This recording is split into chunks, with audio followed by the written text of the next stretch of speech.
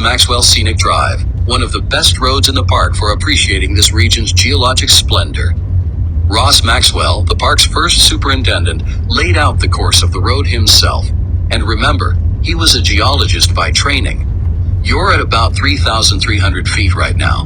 The road will climb to well over 4,000 feet before dropping you down to the Rio Grande, about 2,200 feet.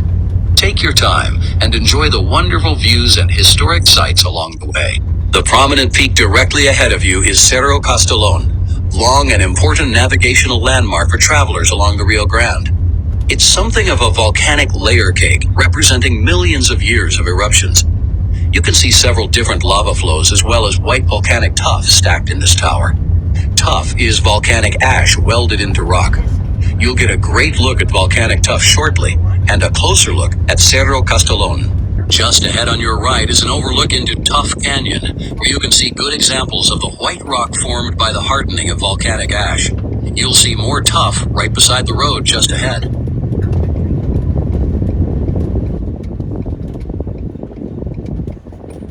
If you look ahead of you and off to the left, you can see a pair of twin rock formations known as mule ears. They were shaped by the force of erosion acting on a volcanic dike. You'll continue to see them as you drive, and shortly you can turn for an overlook and a great view of this unique formation.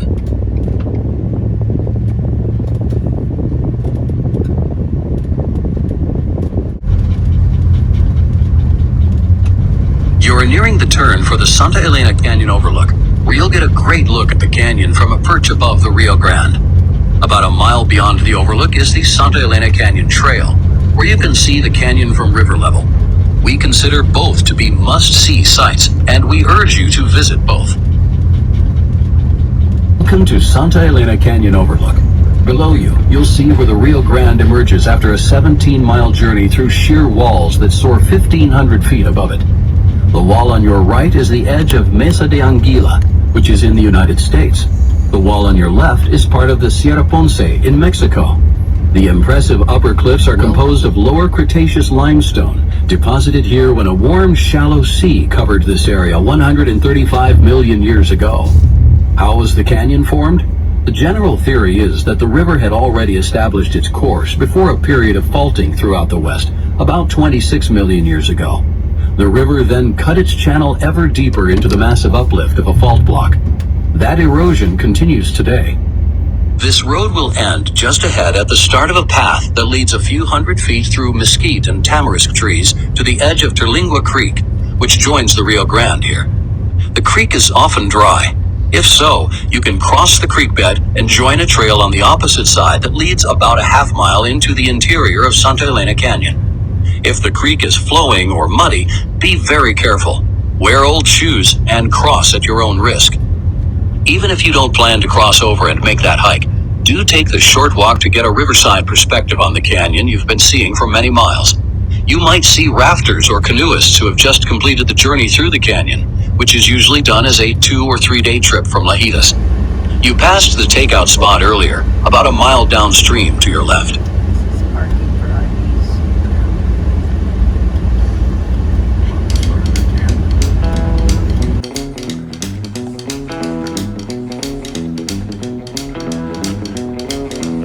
Looking forward to this hike.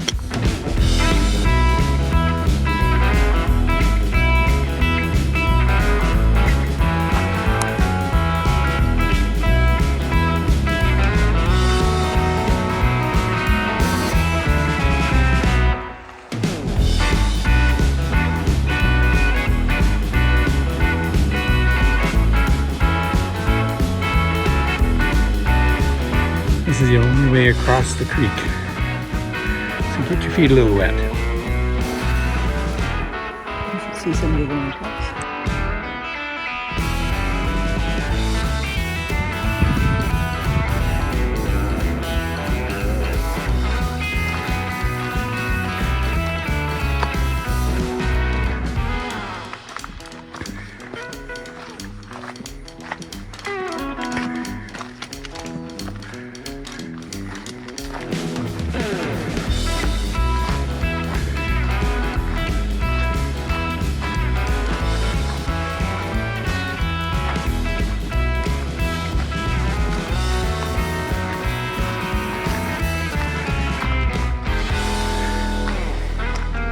This is definitely the hot side of the canyon.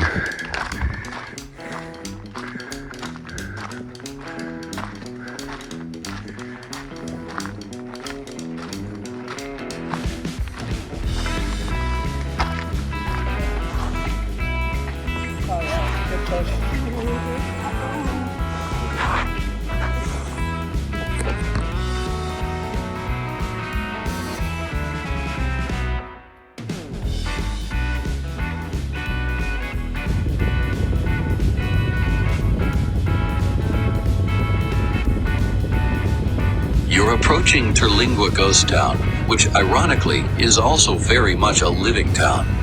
Its heart is the Starlight Theater, a Tex-Mex restaurant where visitors and locals alike gather for meals and entertainment. You'll also find shopping, lodging, espresso, and lots of history here, including a vintage cemetery and a historic sign exhibit that tells the story of Terlingua and its quicksilver mining past.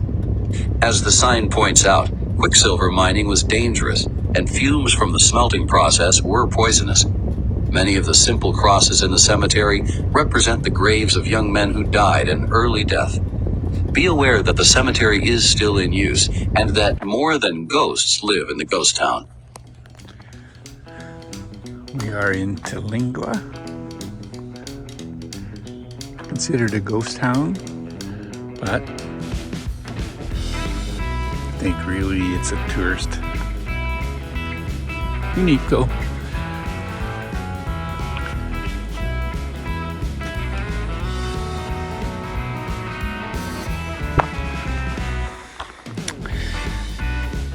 Perry Mansion. I guess compared to some of the houses that are around here.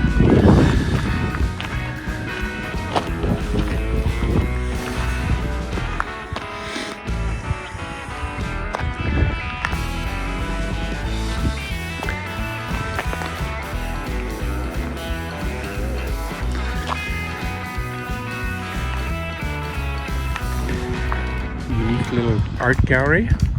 Has some nice stuff in there.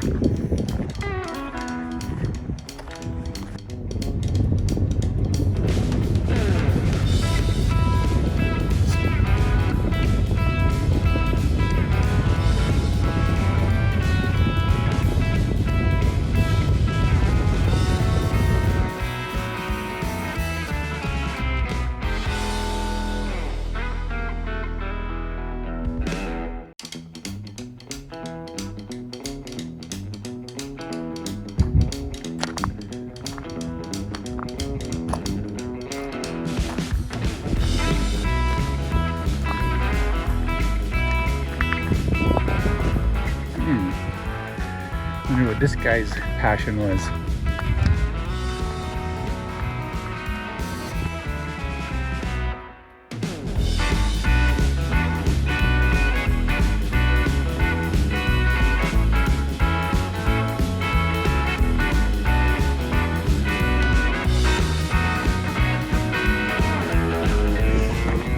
Another one. At least this one's pop.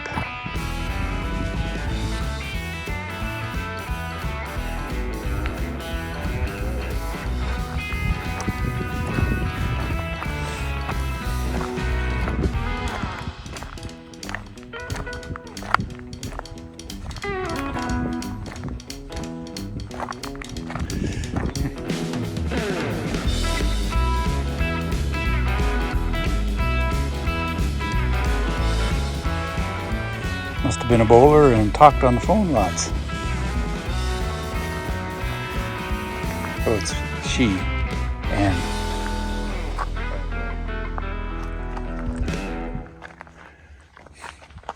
unique.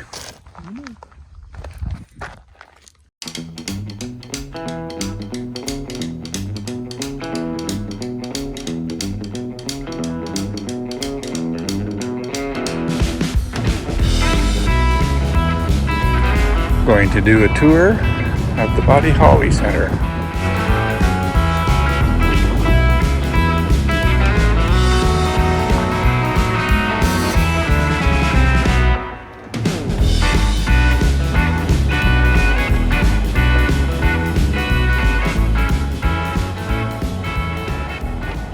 Well, you can see that we're coming back into Canada. Our trip covered 12,680 kilometers through 17 states. We enjoyed the 143 days of traveling, but as always, it will be nice to be home. We set out with no destination in mind, other than to see the national parks and places that we had read and heard about, aiming to avoid the snow and the cold weather. We did not see snow, but the weather could have been warmer. Along the way, we met people who suggested sites and activities that turned out to be highlights of our trip. A few that come to mind are the Budweiser Brewery, Oak Isle Plantation, and San Antonio. RVers are friendly, helpful, and great people to be around. Having never owned a motorhome before, it was a leap of faith to live in a small space and to not stay in any one spot for more than a few days. We only planned a few days ahead of our stops, except for South Carolina and Destin, Florida. We enjoyed the freedom that a motorhome allows, not having to pack a bag every time we moved, and avoiding the need to eat in a restaurant every day was a win for us. Having Eddie, our dog, with us was a joy that the motorhome allowed. Documenting our travels on video was initially for our enjoyment, enabling us to relive the trip from time to time, instead of a photo album that would sit in the cupboard or drawer. An unexpected bonus was having other people follow and watch our posts. Thanks to everyone who has. Where will our next adventure take us? When will the next episode be posted? I don't know. Eastern Canada is calling, and we will see what the fall will bring. Thanks again, everyone, for watching.